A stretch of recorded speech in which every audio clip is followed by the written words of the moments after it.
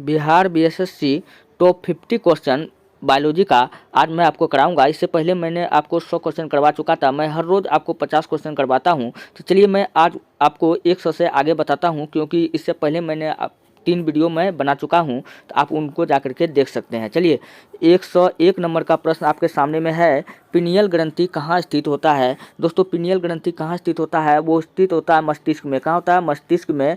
अच्छा, पिनियल ग्रंथि को पूछेगा किस नाम से जाना जाता है, तो आपको बताना है शरीर का जैविक घड़ी, शरीर का जैविक घड़ी। चलिए 102 नंबर का प्रश्न है, निम्नलिखित में से कौन सी अंतःस्रावी ग्रंथि पीयूष ग्रंथि से स्वतंत्र कार्य करती है। तो पीयूष ग्रंथि से जो स्वतंत्र कार्य करती है वो कौन है, परावटु।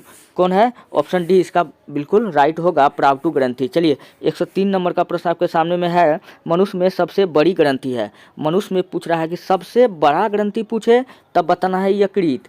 अगर पूछे मनुष्य के शरीर का सबसे बड़ा मिश्रित ग्रंथि पूछे, मिश्रित पूछे तब बताना है अग्नाशय। क्या बताना है, अग्नाशय। चलिए उम्मीद करते हैं कि आपको समझ में आ गया होगा। चलिए 104 नंबर का प्रश्न आपके सामने में है, निम्नलिखित में से कौन सी ग्रंथि अश्रु स्रावित करती है, मतलब आंसू निकालती है। तो वो आंसू निकालने वाला कौन सा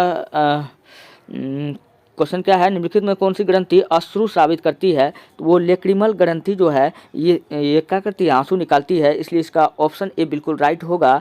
अच्छा, आंसू में पूछेगा कि कौन सा एंजाइम पाया जाता है, आपको बताना है लाइसोजाइम। क्या, लाइसोजाइम। अच्छा, लाइसोजाइम आंसू में भी पाया जाता है, लार में भी पाया जाता है, और लाइसोजाइम कहाँ पाया जाएगा, पसीना में भी पाया जाता है। पसीना में बदबू का कारण पूछेगा क्या होता है, तो यही लाइसोजोम ही होता है। चलिए नेक्स्ट प्रश्न की ओर हम लोग बढ़ते हैं। 104 नंबर का प्रश्न हो गया। 105 नंबर का प्रश्न है, मादा जनन हार्मोन है। मादा जनन हार्मोन एस्ट्रोजन, हाँ ये भी मादा जनन हार्मोन है। प्रोजेस्टेरोन ये भी मादा जनन हार्मोन है। रिलैक्सिन भी है। और उपयुक्त सभी इसका राइट आंसर होगा, लेकिन सेट में आंसर क्या दिया गया है, ऑप्शन सी दिया गया है। लेकिन हमको लगता है कि ये तीनों तो मादा हार्मोन है, इसलिए ऑप्शन डी इसका राइट होगा। चलिए 106 नंबर का प्रश्न आपके सामने में है, नर लैंगिक हार्मोन है। पूछ रहा है कि पुरुष में कौन सा हार्मोन पाया जाता है।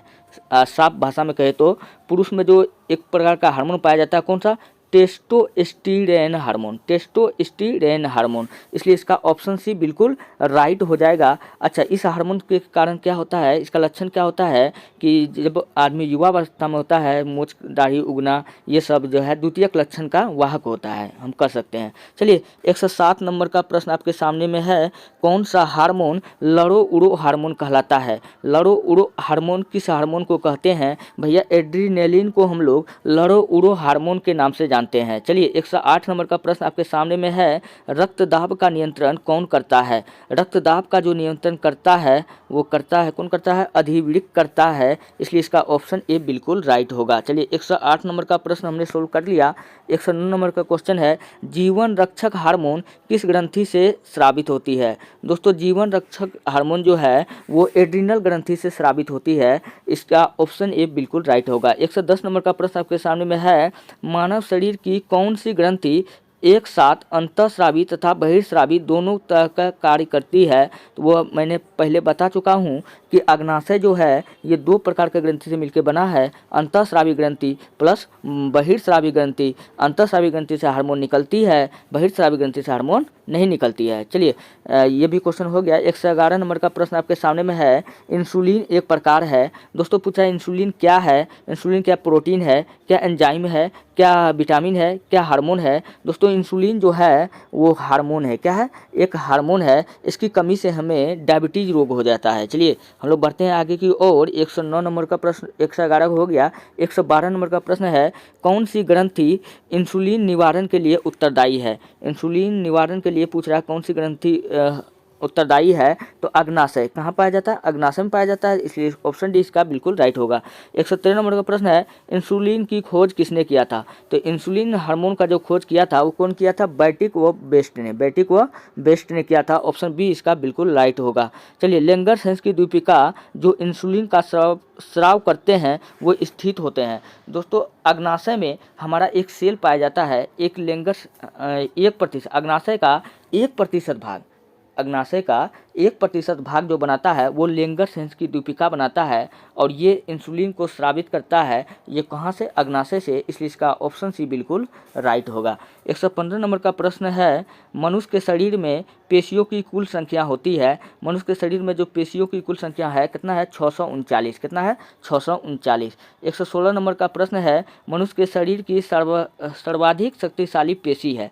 ये तो बच्चा वाला क्वेश्चन आ गया। सबसे अधिक शक्तिशाली कौन सा पेशी है? तो जबड़ा। कौन है? जबड़ा का जो पेशी है वो सबसे अधिक शक्तिशाली है, इसलिए इसका ऑप्शन सी बिल्कुल राइट होगा। चलिए 170 नंबर का क्वेश्चन आपके सामने में है, निम्नलिखित में से किसकी पेशियों में स्वस्पंदन का गुण पाया जाता है? ऑप्शन ए हृदय, ऑप्शन बी वृक्क, ऑप्शन सी यकृत, ऑप्शन डी आंत। निम्नलिखित में से किसकी पेशियों में स्वस्पंदन का गुण पाया जाता है? तो इसका राइट आंसर क्या हो जाएगा? ऑप्शन ए होगा हृदय। क्या हो जाएगा? ऑप्शन ए इसका राइट होगा हृदय। 118 नंबर का प्रश्न है, किस अम्ल के मांसपेशियों में जमा होने के कारण मनुष्य को थकान महसूस होता है? दोस्तों लैक्टिक अम्ल जो है, अगर मनुष्य में अगर कोई लैक्टिक अम्ल का सेवन करता है तो उसको थकान महसूस होता है। आपने देखा होगा जो व्यक्ति ज़्यादा दूध पीता है वो व्यक्ति ज़्यादा आलसी भी होता है। तो पूछेगा कि लैक्टिक अम्ल जो है किस में पाया जाता है? तो आपको बताना है दूध और दही में पाया जाता है। क्वेश्चन कह रहा है, क्या कह रहा है? किस अम्ल के मांसपेशियों में जमा होने के कारण मनुष्य को थकान महसूस होता है? तो लैक्टिक अम्ल के जमा होने के कारण क्या होता है? थकान महसूस होता है। चलिए 119 नंबर का प्रश्न आपके सामने में है, नेत्रदान में आँख का कौन सा भाग प्रयुक्त किया जाता है?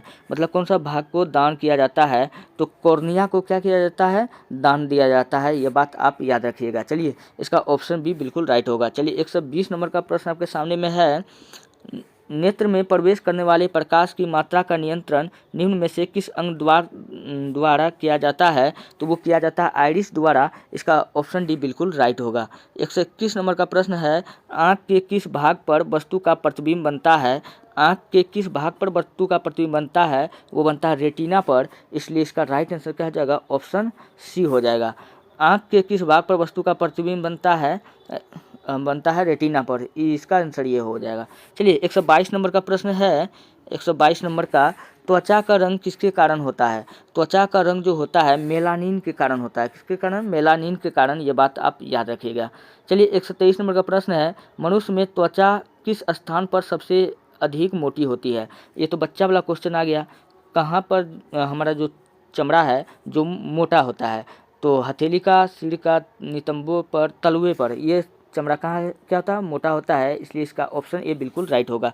124 नंबर का प्रश्न है, मानव शरीर का सबसे बड़ा अंग कौन सा है? मानव शरीर का जो सबसे बड़ा अंग है वो है चमड़ा, क्योंकि शरीर में क्या है? चमड़ा तो है, पूरा शरीर को ढकले कौन है? चमड़ा ने ढकल है, तो ये चमड़ा ऑप्शन में दिया हुआ है। मानव शरीर का सबसे बड़ा अंग पूछे तो क्या बताना है आपको? चमड़ा बताना है। चलिए इसका ऑप्शन सी बिल्कुल राइट होगा।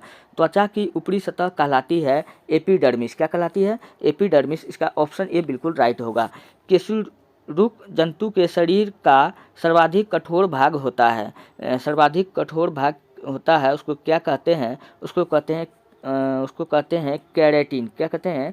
कैरेटिन कहते हैं। इसका ऑप्शन ए बिल्कुल राइट होगा। चलिए 127 नंबर का प्रश्न की ओर बढ़ते हैं, मानव शरीर का कौन सा अंग पुनरुद्धान को प्रदर्शित करता है? तो यकृत जो है वो पुनरुद्धान की क्षमता को प्रदर्शित करता है। इसका ऑप्शन डी बिल्कुल राइट होगा। 128 नंबर का प्रश्न भैया दिखाई नहीं दे रहा है, कुछ इशू है, तो इसलिए मैं 129 से बता रहा हूँ। मानव शरीर की सबसे बड़ी कोशिका होती है। मनुष्य के शरीर की पूछ रहा है कि सबसे बड़ी कोशिका होती है, किसका कोशिका होता है? त्वचा का कोशिका, यकृत का कोशिका, स्नायु कोशिका। किसका होता है? स्नायु यानी लिंगामेंट। चलिए 130 नंबर का प्रश्न है, मानव शरीर में अनिवार्य अमीनो अम्ल की संख्या होती है? मानव के शरीर में अनिवार्य जो है 20 गो अमीनो अम्ल की संख्या होती है। कितना? 20। इसलिए इसका ऑप्शन बी बिल्कुल राइट होगा।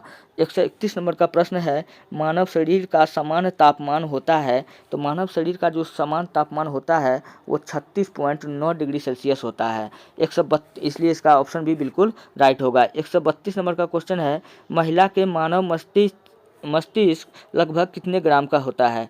महिला के मानव मस्तिष्क लगभग कितने ग्राम का होता है? कितने ग्राम का होता है? 1450 ग्राम का होता है। कितना होता है? 1450 ग्राम का होता है। लेकिन मैं आपको बताता हूँ, आइंस्टीन का पूछे कि दिमाग का वजन कितना था, ब्रेन का वजन कितना था, आपको बताना 1230 ग्राम। कितना था? 1230 ग्राम। जिसका दिमाग का वजन कम वो उतने होशियार होगा, जिसका दिमाग का वजन ज़्यादा वो उतना बेवकूफ़ होगा।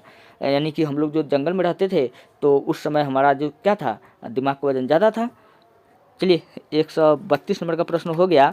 अब हम लोग बढ़ते हैं 133 नंबर का। एक रासायनिक पदार्थ जो रक्त का थक्का बनाता है। अच्छा, रक्त का थक्का बनाने में एक नहीं दो नहीं, मैंने आपको बताया था टोटल 14 प्रकार का तत्व है जो रक्त को थक्का को जमा सकता है। फिलहाल यहाँ पर दे दिया है, फिर ऑप्शन ए इसका राइट होगा। चलिए हम लोग बढ़ते हैं नेक्स्ट प्रश्न की ओर। 134 नंबर, निम्नलिखित में कौन सा मानव हार्मोन में आयोडीन मिश्रित होता है? तो आयोडीन मिश्रित होता है, हमको पता है कि थायरोक्सिन में। कहाँ? थायरोक्सिन में। थायराइड ग्रंथि से एक हार्मोन निकलती है जिसको हम लोग कहते हैं थायरोक्सिन हार्मोन। आप ये बात याद रखिएगा। चलिए 135 नंबर का प्रश्न है, ईईजी इलेक्ट्रोइंसेफेलोग्राफ का प्रयोग किसकी गतिविधि दर्ज करने के लिए किया जाता है? तो वो है हृदय के, किसके? हृदय की गतिविधि का जांच करने के लिए किया जाता है। चलिए 136 नंबर का प्रश्न आपके सामने में है, मानव के श्वेत कणों WBC का व्यास होता है लगभग कितना होता है? 0.007 माइक्रोमीटर। चलिए 137 नंबर का प्रश्न है, मानव शरीर के निम्नलिखित भागों में से किस एक में शुक्राणु डिम्ब का निषेचित करता है? इसका ऑप्शन बी बिल्कुल राइट होगा, डिम्बवाहिनी नली। क्या हो जाएगा? ऑप्शन बी बिल्कुल राइट होगा। 138 नंबर का प्रश्न है, मानव मस्तिष्क के निम्नलिखित भागों में से कौन सा एक निगरण और उल्टी का नियमन केंद्र है? इसका आंसर हो जाएगा मेडुला ऑब्लांगेटा। इसका ऑप्शन सी बिल्कुल राइट होगा। अगर वही पूछे कि मेडुला ऑब्लांगेटा करता क्या है, ये अनैच्छिक क्रियाओं पर नियंत्रण करता है, मतलब उल्टी आना, छींक आना, इन सब पर नियंत्रण पूछेगा कौन करता है, तो मेडुला ऑब्लांगेटा। दोस्तों ये रहा टोटल आज का भी ये सेट पूरा कंप्लीट हो चुका है, बायोलॉजी का मैंने करवाया है। दोस्तों मिलते हैं नेक्स्ट वीडियो में। अगर वीडियो अच्छा लगता है तब आप हमारे चैनल को सब्सक्राइब कीजिए। और सबसे ज़रूरी बात, अगर आपको इस वीडियो का PDF चाहिए तो आप जाइए टेलीग्राम चैनल पर, वहाँ पर सर्च कीजिए इतिहास की दुनिया 99, वहाँ से आप इस वीडियो का PDF प्राप्त कर सकते हैं। मिलते हैं नेक्स्ट वीडियो में। धन्यवाद।